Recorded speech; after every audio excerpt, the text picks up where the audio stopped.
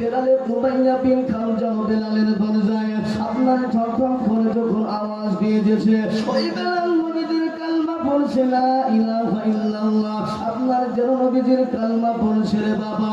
আর আপনার উমাইয়া বিন খালদের কানে যেন চলে এসেছে। এইদিকে আপনার উমাইয়া বিন খালদ বলছে, বেলাল রে তুই জলদি করে দরজাখানা খুলে দে বেলাল। বেলাল তুই জলদি করে দরজাখানা খুলে দে। ওই বেলাল বলতেছে, না জানি কি হয়ে গেল আল্লাহ গো, আল্লাহ তারপরে আপনার ফরিয়াদ করে আর বলছে,